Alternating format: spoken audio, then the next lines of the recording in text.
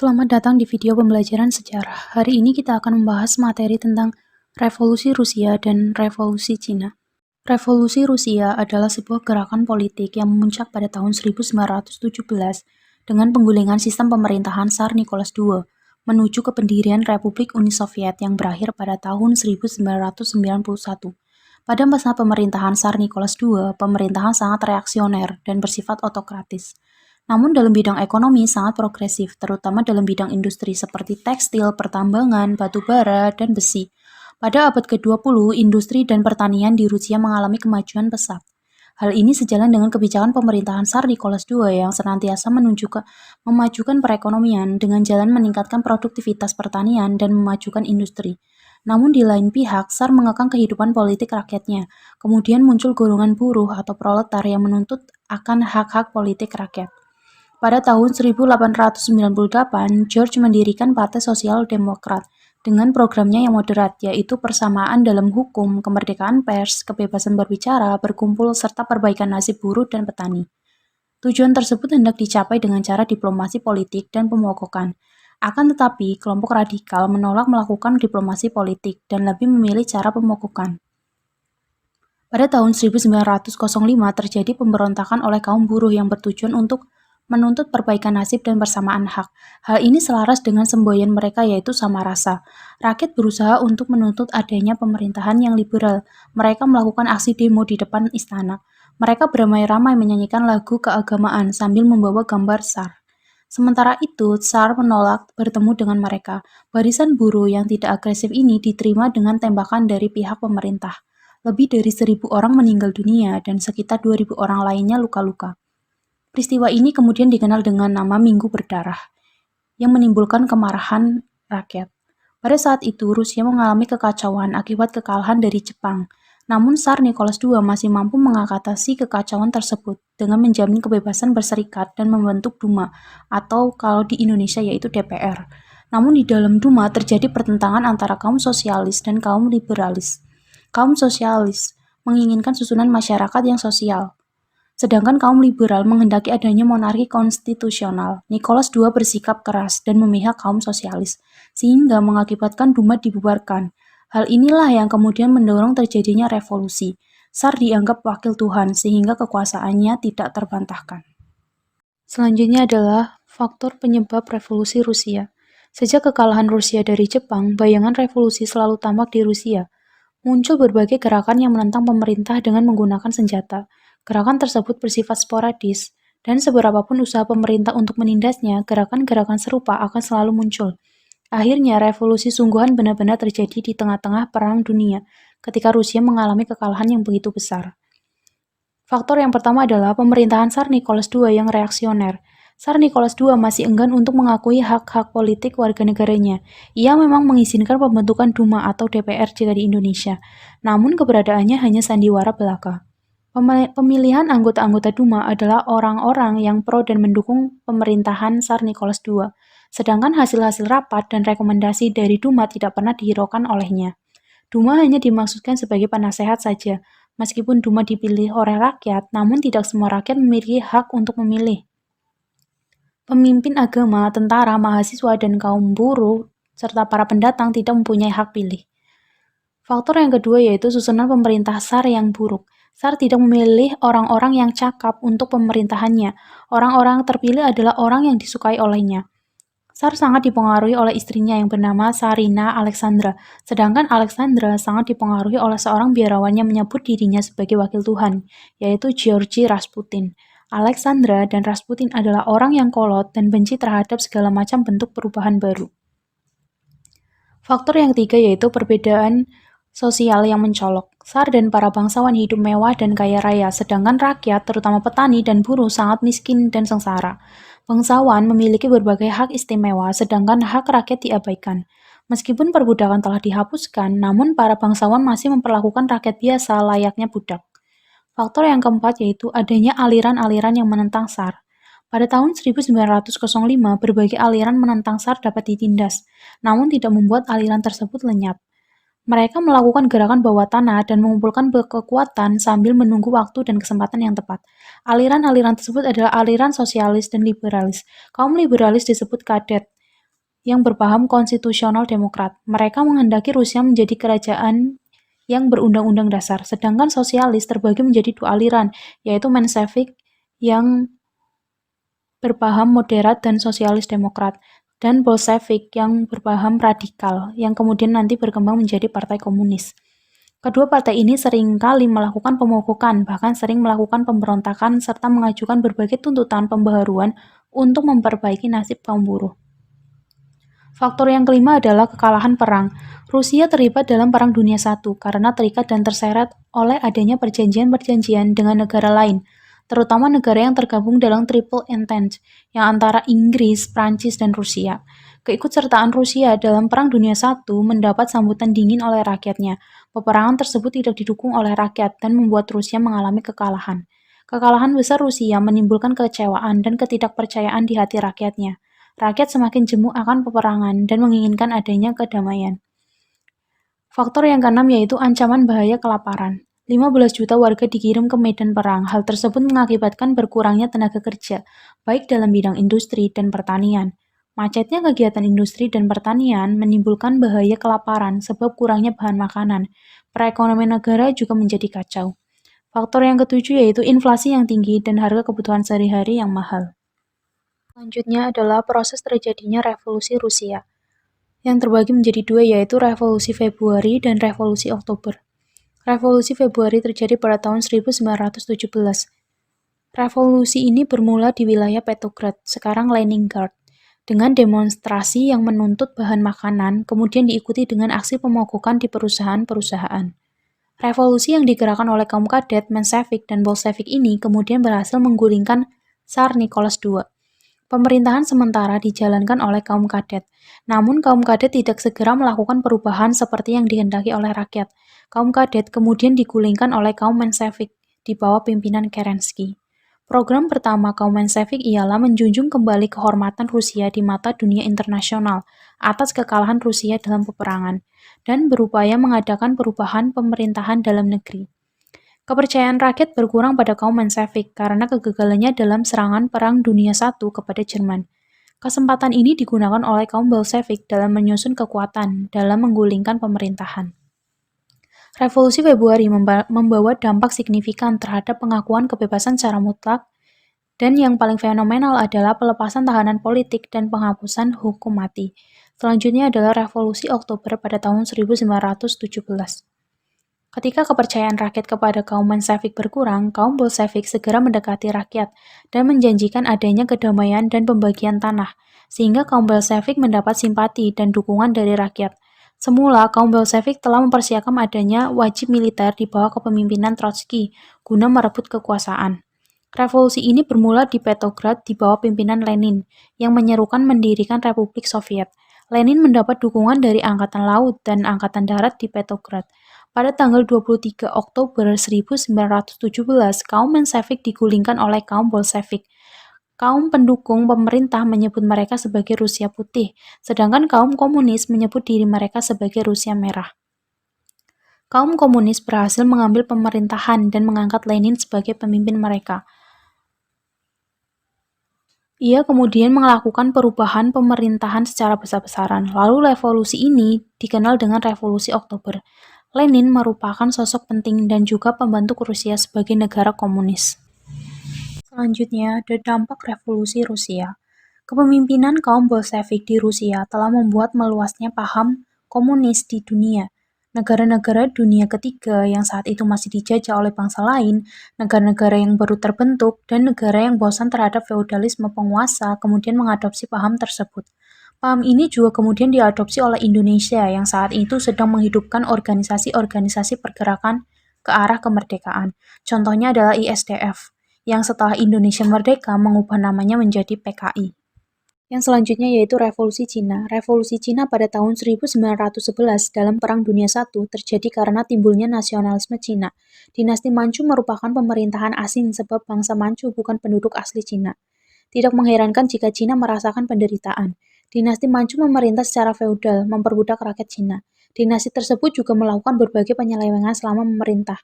Melihat keburukan-keburukan dan penyelewengan dinasti Manchu, mereka bergerak untuk melawan dan membebaskan diri dari cengkraman dinasti asing tersebut. Sun Yat-sen kemudian muncul sebagai tokoh pahlawan nasional dan pemimpin revolusi Cina. Selanjutnya, ada 5 sebab revolusi Cina. Yang pertama adalah lenyapnya kepercayaan rakyat Cina terhadap dinasti Manchu.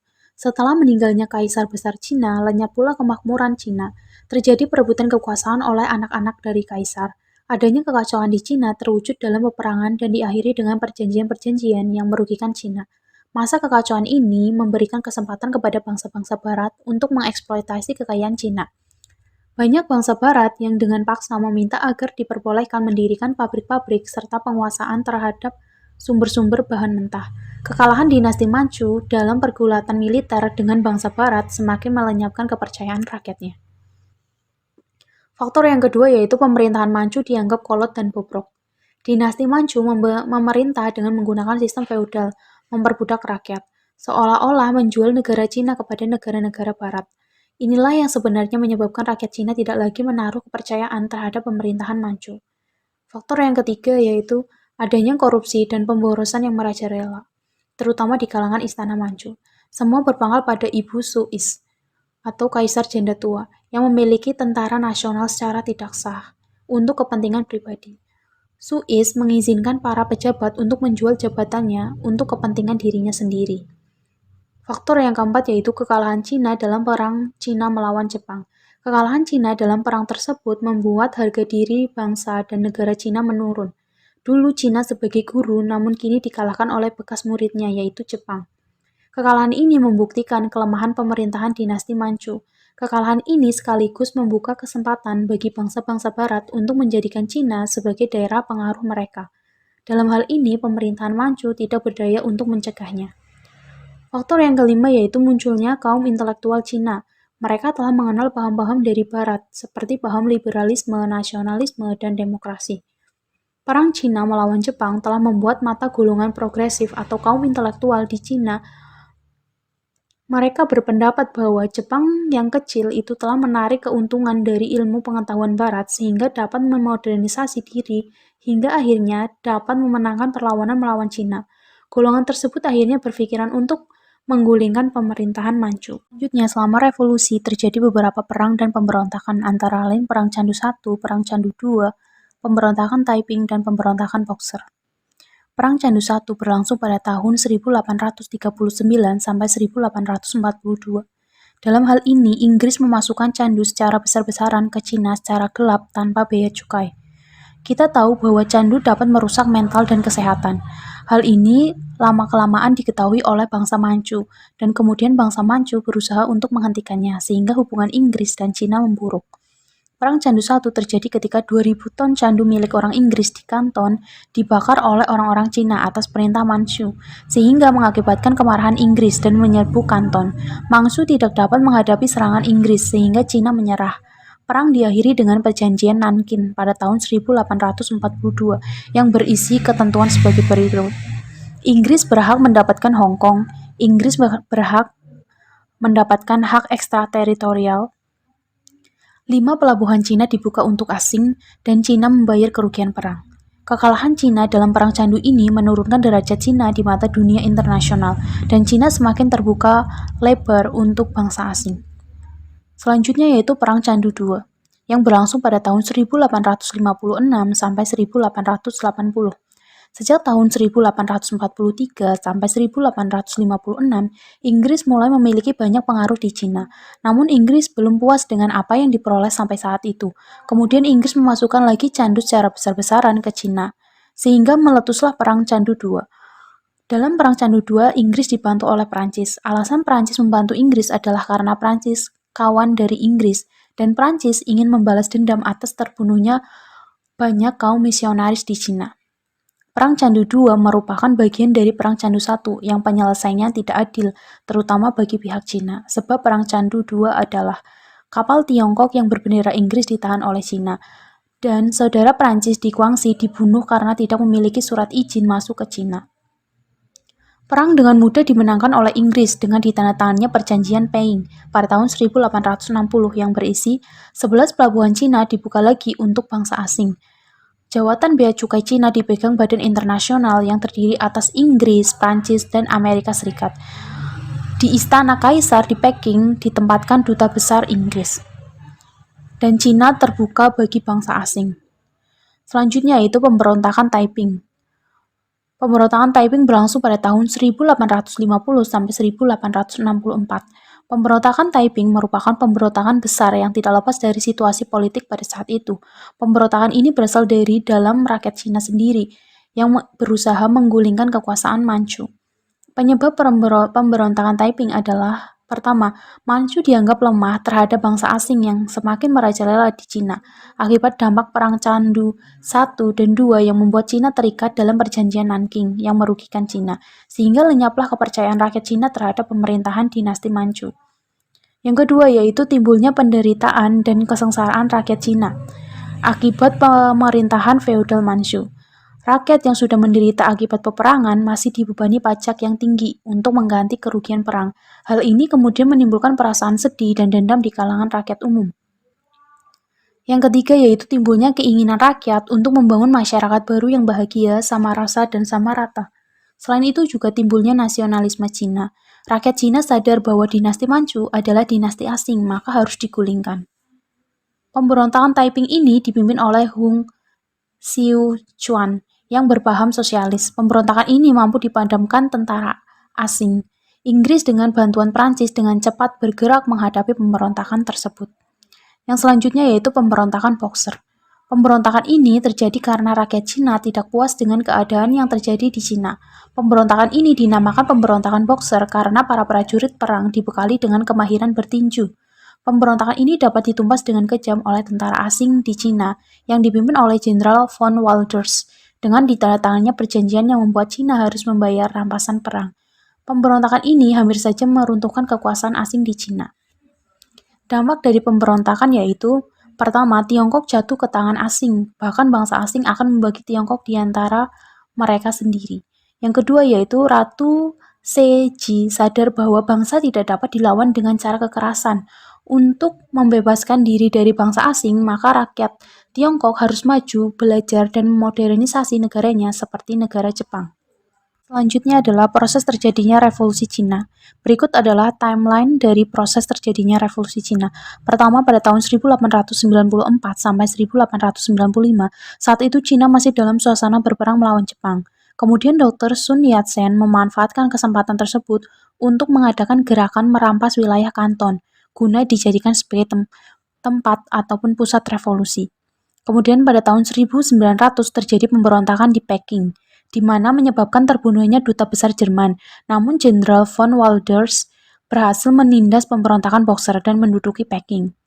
Selanjutnya pada tanggal 27 April 1911, di bawah kepemimpinan Huang Xing, kaum revolusioner melakukan pemberontakan di Kanton.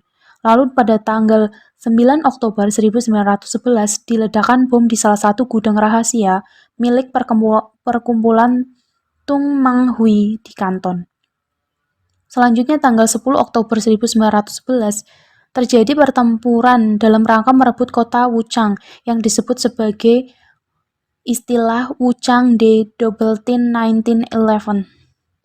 Selanjutnya pada tanggal 12 Oktober 1911, satu persatu provinsi di Cina direbut oleh pasukan revolusi. Akibatnya, dari 18 provinsi, hanya 2 saja yang masih dapat dipertahankan oleh dinasti Manchu. Selanjutnya dinasti Manchu bersidang dan mengambil keputusan bahwa adanya kekacauan dan peperangan adalah salah dari pemerintahan Manchu, sehingga mereka perlu membuat undang-undang dasar negara untuk memperbaiki keadaan, menyusun kabinet baru dengan tidak mengikut sertakan keluarga kaisar, dan memberikan pengampunan atau amnesti kepada orang-orang bekas pemberontak. Kemudian pada tanggal 11 November 1911, kaum revolusioner menuntut Kaisar Manchu yang terakhir untuk turun tahta.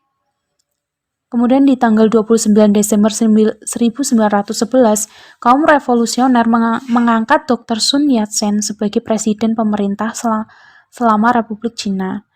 Dan di tanggal 1 Januari 1912, Dr. Sun Yat-sen dilantik sebagai presiden Cina di Nanking. Dan pada tanggal 1 Januari 1912 tersebut dijadikan sebagai tanggal berdirinya Republik Cina.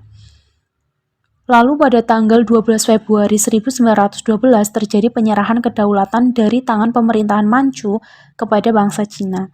Proses revolusi Cina ini muncul akibat tumbuhnya kesadaran nasionalisme dari rakyat-rakyat Cina sendiri. Selanjutnya adalah dampak dari adanya revolusi Cina bagi dunia. Yang pertama yaitu melahirkan golongan terpelajar.